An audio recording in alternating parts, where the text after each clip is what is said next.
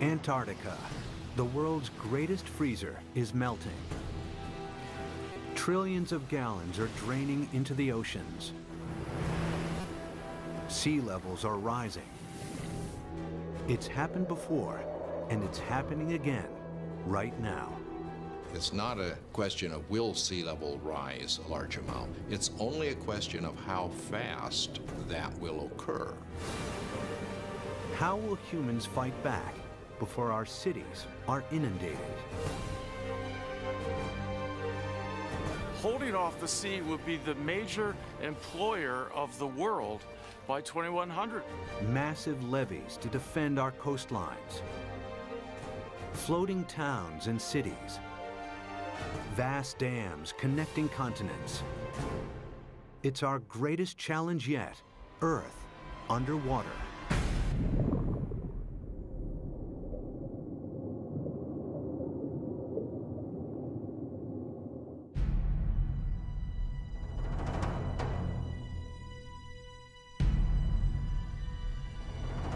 This is New York in the 24th century.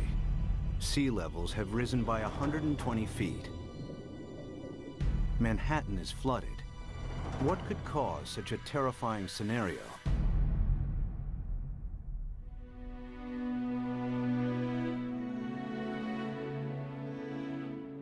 The answer lies here, in Antarctica, where vast amounts of frozen water are locked up in ice.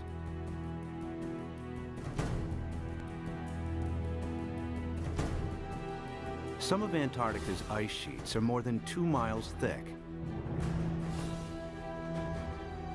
If melted, this ice would dramatically raise sea levels. And the melting has already started. Taxi Jackson, complete.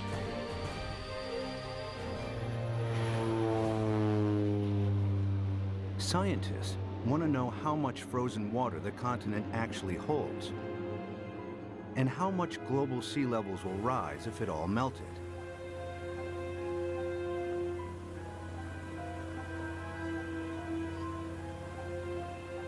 Specially equipped aircraft send radar beams deep into the ice, which reflect off the bedrock and measure the depth of the ice sheet.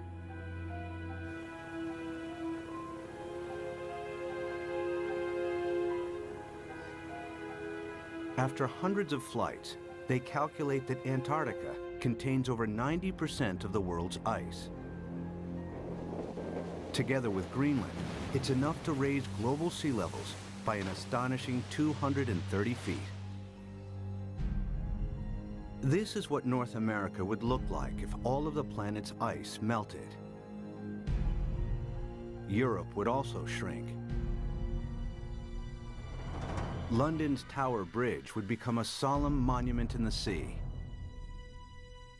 Berlin would be flooded, as would Paris. But how likely is such a scenario? Is sea level rise reality or myth?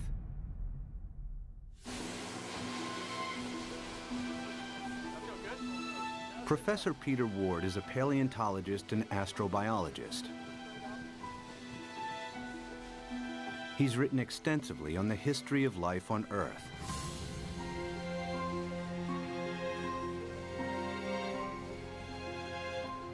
Today, Ward wants to know what would happen to our planet if sea levels rise foot by foot. Somebody give me a zip here. The journey begins in the Florida Keys, a chain of islands south of Miami.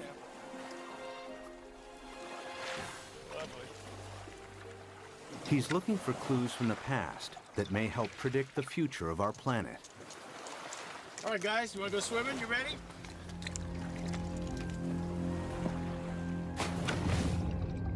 Just a few feet below sea level are banks of coral that have been at this location for over 4,000 years.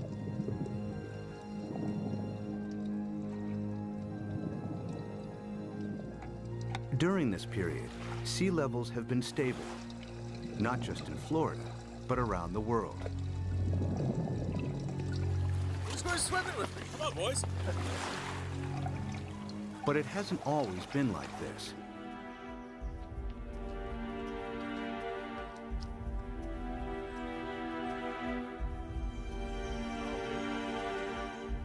A few hundred yards from shore, Peter visits an abandoned quarry that reveals startling evidence from the past. Oh yeah, beauty. Nice. Look at this dude.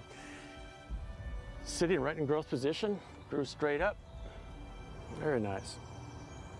I came here at a very young 23 years of age.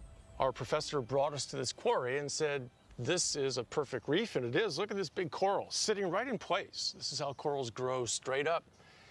And not very far offshore from us, we have these same corals living in place. And these things have to live in at least 10 feet of water. So we're sitting here. There's not been any volcanism. Nothing has lifted Florida up.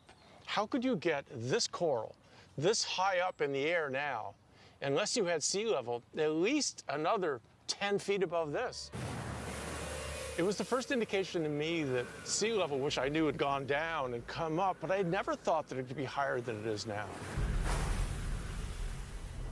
If history repeats itself, our coastal cities would be inundated. Sea level rise is not a myth. It could happen again, just as it's happened before.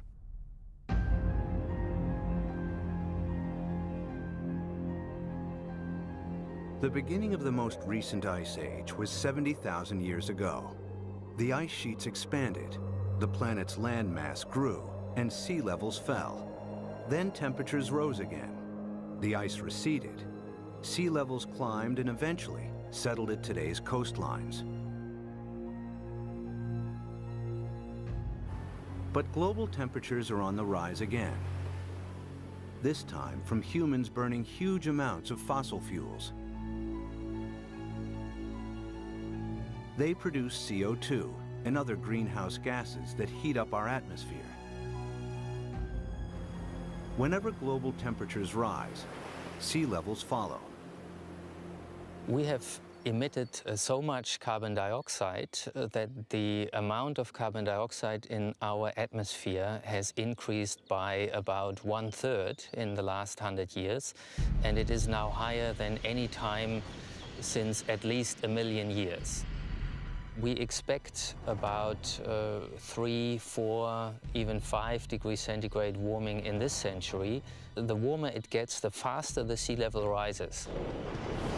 That means sea level rise will get faster and faster as we heat up the planet more. Of course, predicting future sea level rise is difficult, as the planet has never before experienced the dramatic increase in CO2 of the last 100 years. But Professor Rahmstorf's climate model predicts a maximum 6-foot sea level rise this century, as higher temperatures kick in.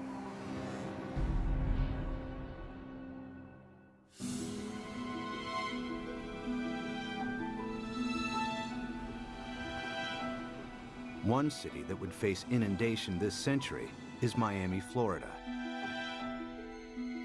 Just a few feet above sea level, it has virtually no defenses against a rising ocean.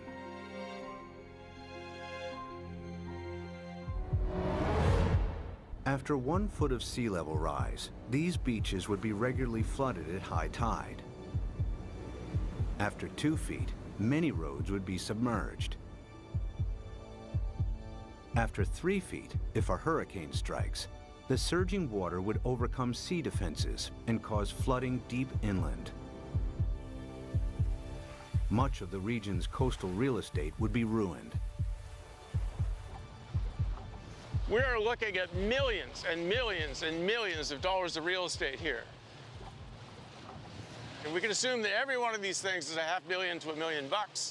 We've got 100 here, we've got $1 billion in a very short area through here. So our $1 billion of houses, we get 1 meter, 3 feet of sea level rise, and every single one of these houses is useless. Who's gonna buy them? What happens to this $1 billion of real estate by the time we get 3 feet? I mean, it's gone. It's useless. It's just, you scrape it off with bulldozers, you just leave it here. That's what'll happen. It'll just be left here. And it's not just residential properties that will be affected. Think of all the wharves and all the places where ships offload and onload all the goods and services. And if sea level rises even 3, 4, 5 feet, every single one of those ports has to be replaced. The cruise ship lines, there are billions of dollars of infrastructure that even a small sea level rise takes out. You got to rebuild it all over again. After 4 feet of sea level rise, electricity supplies would be affected as coastal power plants are flooded. After 5 feet, some of Florida's freshwater resources would be contaminated with seawater, and the Everglades National Park becomes a vast bay. After 6 feet, millions of Floridians would have to evacuate the state. So what's going to happen to Florida? By 2100, we'll be at least 4 to 6 feet higher. So this tide, which is not a high tide, will be about here, up to here. There's no way that we can keep the sea back as it rises. Miami-Dade County will be severely diminished.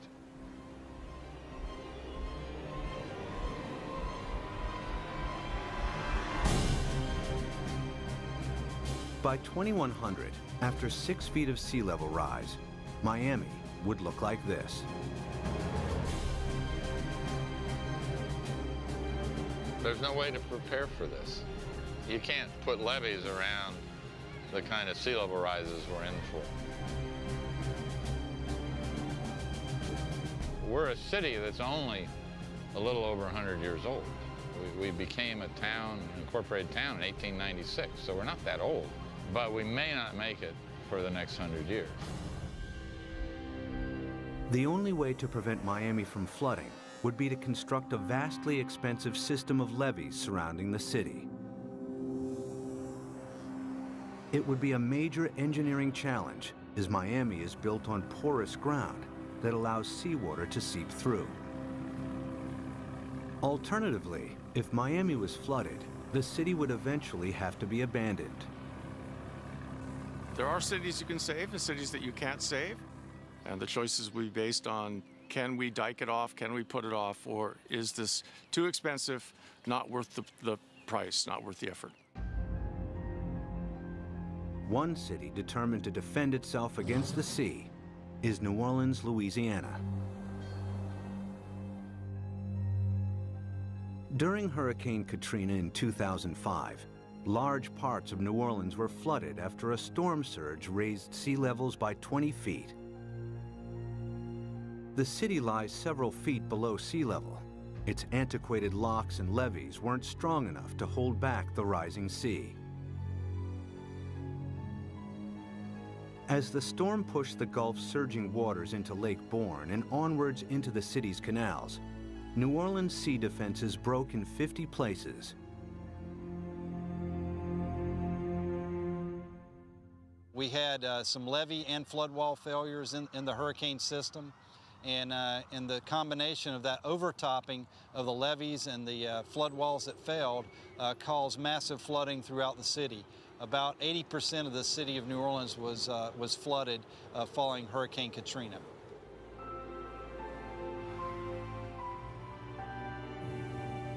It took weeks before the floodwaters were pumped out and residents were able to return. Among them were Victory Wallace Taylor and her son Peter, who returned home to a badly damaged house. The flood was very bad. They wouldn't let us come and see about our house. It damaged my heart a little bit because I'm afraid for the flood. Like if a flood come in again, I don't know what to do because I think I might panic this time. I don't know. It is a hard pill to swallow, you see.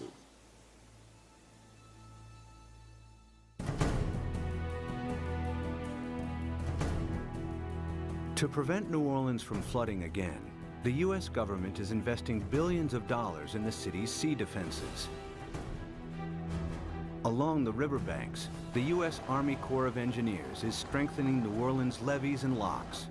Their work here provides future insight into the kinds of construction that may be needed to protect coastal cities around the world against rising sea levels. We learned a lot of key lessons, and some of the key lessons learned were incorporated into the designs for the Greater New Orleans Hurricane Storm Damage Risk Reduction System.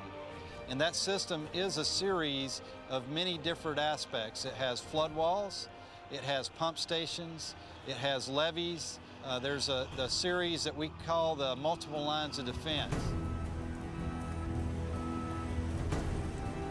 New Orleans defense takes a unique approach against the rising water by confronting the enemy itself. The flood surge that broke its sea defenses approached the city from Lake Bourne, a lagoon east of New Orleans. It's here where the U.S. Army Corps of Engineers is focusing its efforts. What we've done now is we moved the defense of the city out. We're about 12 miles from downtown, about 8 miles away from the 9th Ward, which is flooded. What we've done is we moved the protection from downtown in the heart of the city, left it in there, improved it. We've moved all the way out here, 8 miles out to the edge of Lake Bourne, where we now have this brand new structure which works as a primary line of defense. New Orleans is made up of the best topsoil from the United States that came down the Mississippi River and built up down here. However, back in graduate school, the whole idea was that the better it is to grow something on, the worse it is to build on. Well, this is the topsoil of the nation down here, so it's the worst possible stuff to build in. What you see behind me is the Hawken. It is a pile-driving crane brought in from Seattle, Washington, across the Pacific Ocean, down to the Panama Canal to New Orleans to build this particular gate and the barge gate. And what we've had to do is go down 60 feet through the newer material down to the old Pleistocene clay, and that is our basis. So the main wall itself goes down to minus 130 feet, and the batter piles that brace it are down to 190 feet. All tall buildings in New Orleans, the dome, everything is based upon piles. The new seawall also has to allow ships to pass through.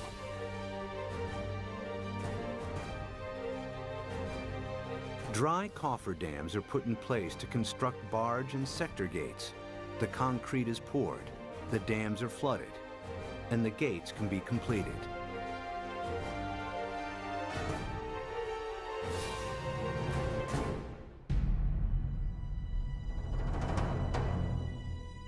New Orleans' new sea defenses are costing the taxpayer a hefty $15 billion.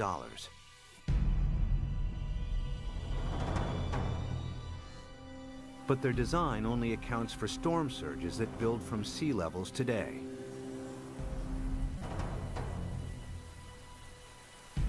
If sea levels rise by 6 feet, any storm surge would be higher as well, and the city's sea defenses would have to be heightened at an even greater cost. Not every country can afford to spend billions on sea defenses. In Bangladesh, many of its 150 million inhabitants live at or just above sea level. Merely 3 feet of sea level rise will have a devastating effect on the country's population. Turns out the area of the world that would be most vulnerable to sea level rise would be Asia. The rice-growing river deltas in Asia, they're very close to sea level. Even a modest 3-foot rise would put half the rice land in Bangladesh underwater. Bangladesh has over 100 to 120 million people, and that number is rising fast. A great deal of its land just simply gets covered by water. And again, once you have salt water coming up, it's not just the land that's covered, it's the intrusion of salt. Even a 3-foot sea level rise wipes out half its rice crop. Their population is going up a third, and their land is being shrunk by a third. You know, you do the math. It's a catastrophe coming at us. Much of Bangladesh is a vast muddy delta that can't be defended. 6 feet of sea level rise spells disaster. It would displace millions, probably at least a few tens of millions of people. Where are they going to go?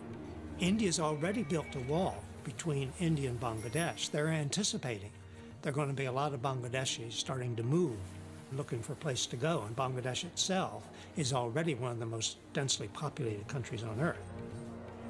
And then there are another 18 or 20 rice-growing river deltas in Asia, the Irrawaddy in Burma, the Pearl River Delta in China, and so forth, that would be affected in varying degrees by the rise in sea level. By the end of the century, cities and coastlines around the world will be under siege from the rising tides. Everywhere, people will be building levees and sea defenses to fight back.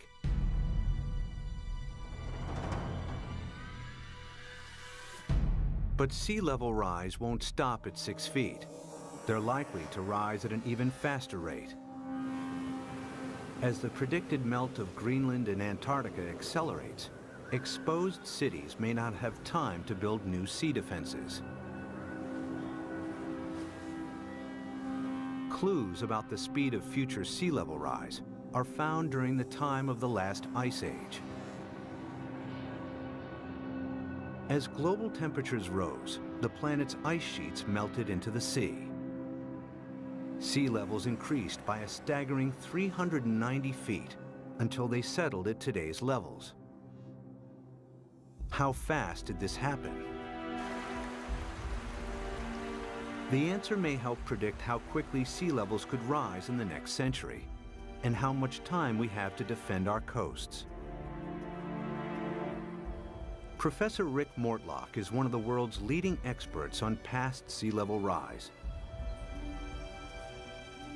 He and his team collect fossilized coral from the seabed. In the lab, they analyze and compare the exact depth and age of each sample. A clear picture emerges of how fast sea levels rose thousands of years ago. We have 2 pieces of fossil coral that was recovered from drill cores off of Barbados. So by dating these samples and knowing the depth at which they were retrieved, we can use that information to create a point-by-point reconstruction of sea level for the last 20,000 years. There's one particular sea level rise of interest. We call it Meltwater Pulse 1A. During that period of time, we believe sea level rose about 20 meters in 500 years, or about 4 to 5 meters per 100 years. If the same happens again, it would translate to as much as 16 feet of additional sea level rise in the next century. Factor in today's affairs, and the rise may be even faster. If we don't get emissions under control, the rate of sea level rise will keep accelerating. And so in the next century, it's not only that we get the additional 5 to 7 feet that we got the last century, that's going to happen, but we add on to that. So now we're looking by 2200, probably at least 15 feet above, and probably 20. By 2100, the cities will know that they are doomed. The coastal cities, anyway. If the oceans rose with accelerating speed, the planet's most exposed cities may not have time to build adequate sea defenses. Sea levels would rise by 16 feet per century. New Orleans could flood, followed by Miami. Miami's the worst off, and New Orleans, those are 2 cities that will have to be abandoned, I imagine. As southern Florida is lost to the sea, other coastal regions will also struggle to hold back the tides. Among them is the San Francisco Bay Area, with its 7.5 million people. The San Francisco Bay Area is particularly vulnerable to sea level rise because of our history. Although the bay is big, it's very shallow. 2/3 of it was less than 12 feet deep. So lots of it was filled and reclaimed. We're standing here on reclaimed land, and all of downtown San Francisco, the financial district, is on reclaimed land. We've already seen 7 inches of sea level rise in the bay over the past century. We know this because the longest continuously operating tide gauge in America is at the Golden Gate. So we have 154 years of data. We're just now beginning to realize with accelerated sea level rise, we're going to have to prepare and have a new plan for how we deal with it in the Bay Area. If sea levels rose by an additional 16 feet per century, hundreds of thousands of people would lose their homes in the Bay Area.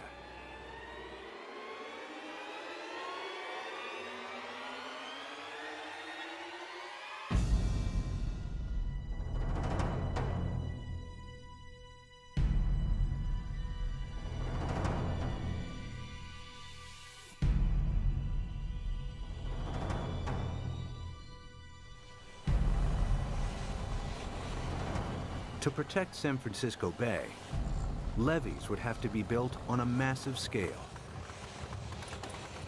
The silver lining is the engineering will create so many jobs. Holding off the sea will be the major employer of the world by 2100, I think. This is going to be worldwide. We're going to have a damn revolution. The bay's entire coastline would have to be defended with levees in order to protect it. But in the east, the Sacramento-San Joaquin Delta would remain vulnerable because it's at or below sea level. The Delta has some of America's most fertile farmland. The most important part is food. It's unbelievable the proportion of human food that comes from land that is at sea level, not necessarily right next to the sea, but at an elevation that will be impacted by sea level rising. Sea level rises a little, all those fields next to it, even if they're not covered by the sea, are rendered useless for human crops by the sea. If the Delta and its farmland were lost to the sea, California's food supply would be in jeopardy. The Delta is also one of the main sources of fresh water on the American West Coast. This is the hub of California's water supply. 26 million people drink water that comes from this estuary. That's a huge number. 2/3 of the population of California gets water from this estuary. If you raise sea level even a foot, you know, which in our mind isn't all, as geologists, that doesn't seem like much. Yeah, but that's common, yeah. If you raise sea level a foot, the work that we've done suggests that you will salt up this end of the delta, even if the levees all stay together, even if they don't fail. If sea levels rise by 6 feet this century, local rivers will be contaminated with salt, and California's main fresh water supply will be lost. In the next century, after an additional 16 feet, the entire delta will be claimed by the sea.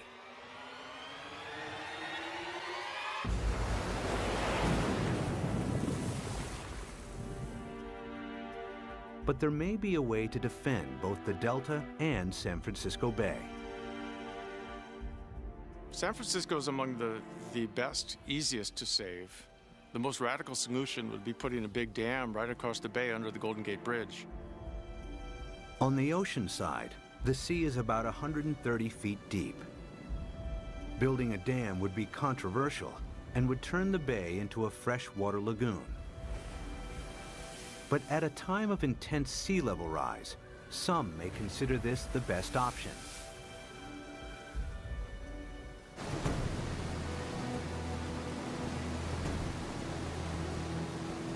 Using cutting-edge technology, huge dredgers could pick up sand from the seabed nearby and deposit it as the dam's foundation.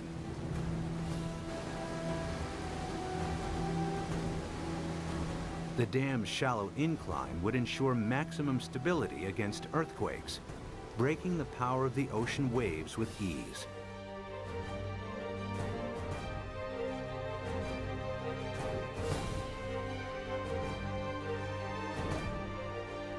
Vast pipes and pumps would be installed to keep the bay's river water flowing out to sea.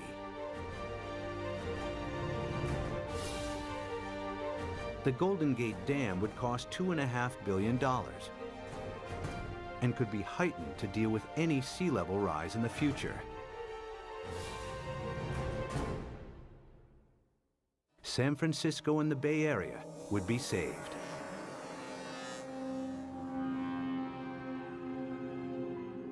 One region that may benefit from the U.S.'s sea defenses is the Mediterranean. It's flanked by countries both rich and poor that have thousands of years of history. The Mediterranean has a unique feature, a narrowing at its mouth. The Straits of Gibraltar are between 10 and 20 miles wide, stretching from southern Spain to Africa. A dam could keep the rising water of the Atlantic separate from the Mediterranean. There's been a plan since World War II, for instance, to put a dam between the Rock of Gibraltar and Morocco on the African side. A dam big enough that sea level rise does not affect the Mediterranean. But building a dam here has one major drawback. Every year, the Mediterranean loses 2 feet of sea level through evaporation that is compensated by the inflow of water from the Atlantic. The dam would cut this off. In the case that you build a dam in the Gibraltar Straits, there will not be the flow of water from the Atlantic. So in the case that you cut the flow, so there will be a evaporation, there will not be compensation, and there will be a permanent drop of the water level. After years of evaporation, the Mediterranean would turn into a stagnant saltwater lake. Eventually, the sea would dry out. And if then the sea level would rise, let's say another... Sea defense engineer Peter Janssen maps out possible solutions on how to keep the Atlantic flowing while building the world's largest super dam. I looked at the surroundings. I looked at what may be required to make a closure. And then, well, I thought it may be feasible.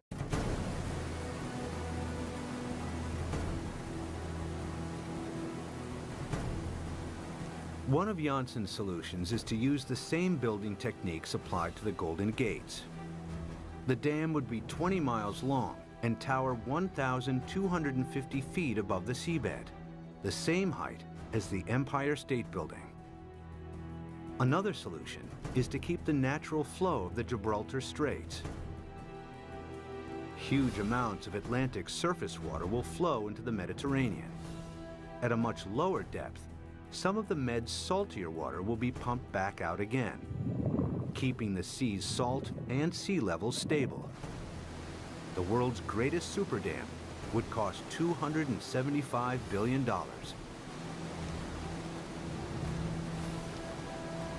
total cost related to what may be the impact for all the cities around the Mediterranean, it seems acceptable. It may be a solution. The Gibraltar Dam would be the world's largest man-made structure, using enough rock to build 1,000 Great Pyramids. Although the dam would cut off the migration of marine life between the Med and the Atlantic, it would save the entire Mediterranean coastline from flooding. It's certainly technologically possible. The old cradle of civilization becomes really the center of civilization. They would be the last coastal cities never affected by sea level rising.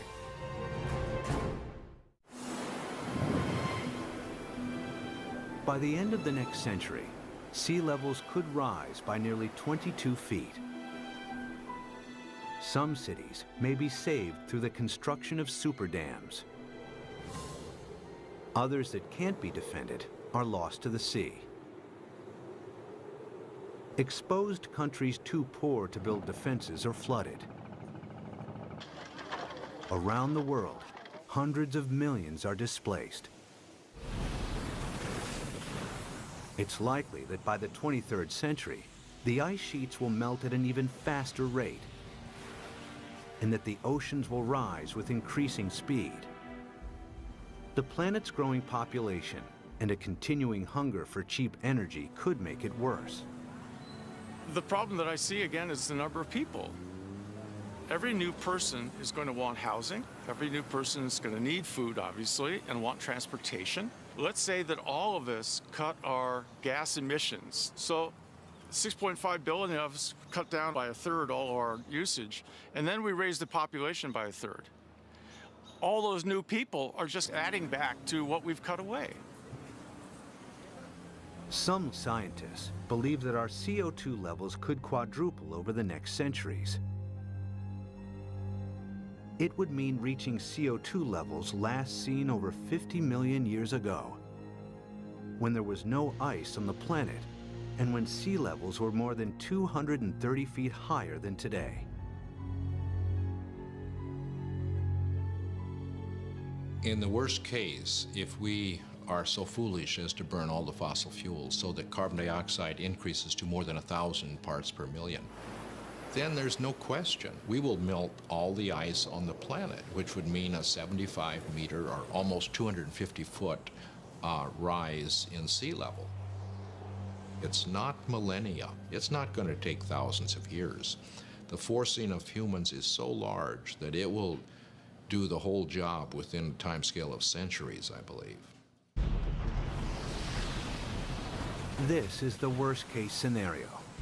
CO2 levels triple, global temperatures dramatically increase, and the Antarctic rapidly melts. The world's coastlines are eroded as sea levels rise by an additional 50 feet by the end of the 23rd century. One rich city that would struggle to defend itself is London, Western Europe's largest metropolis. Its main river, the Thames, is tidal, and water levels vary by up to 22 feet. The Thames barrier defends the city against storm surges from the sea. If a tide is unusually high, the barrier closes its gates, and inner London is protected. If sea levels rise by 6 feet, the barrier would have to be replaced by a huge seawall upstream. But if they rise by 50 feet per century, there may not be enough time to build adequate sea defenses. It would be a disastrous situation. It would mean you simply can't inhabit the coastal areas because you will have a continually changing sea level. So we really do not want to go down that path.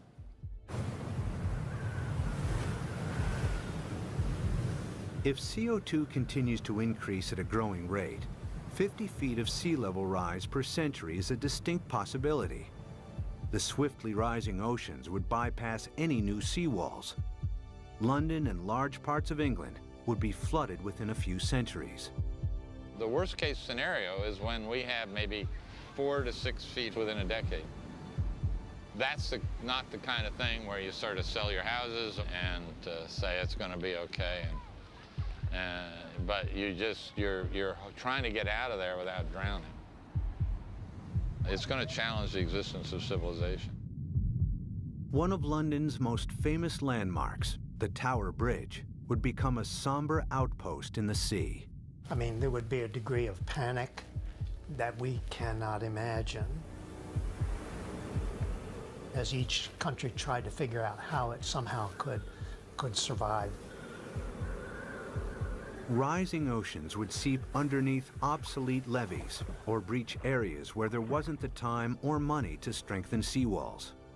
The rapidly rising sea levels would soon overwhelm large parts of continental Europe. By the time all of the Antarctic's ice has melted, Denmark, the Netherlands, and large parts of northern Germany and France will be lost. Significant sea level rise may turn Berlin into a coastal town within centuries. Another 100 years, and the city would be lost to the sea. The rising sea would creep up the River Seine and find its way to Paris.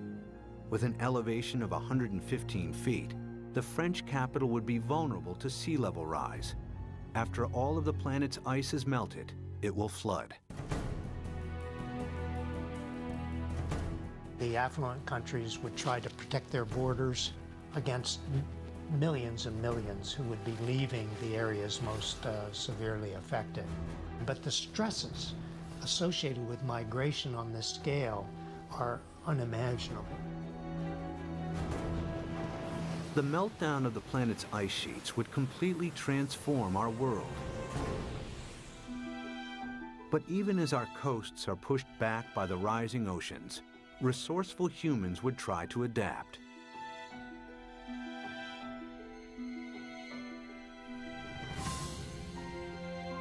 There are already plans to rescue New York.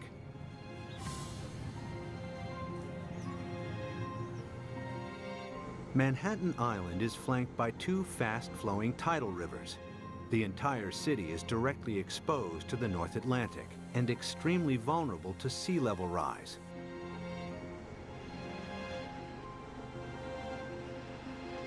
Professor Malcolm Bowman is an oceanographer and expert on the effects of sea level rise in New York. If the worst case scenario, the rapid meltdown of the ice sheet on Greenland, the West Antarctic ice sheet, were to happen extremely rapidly, the future of New York City is in peril.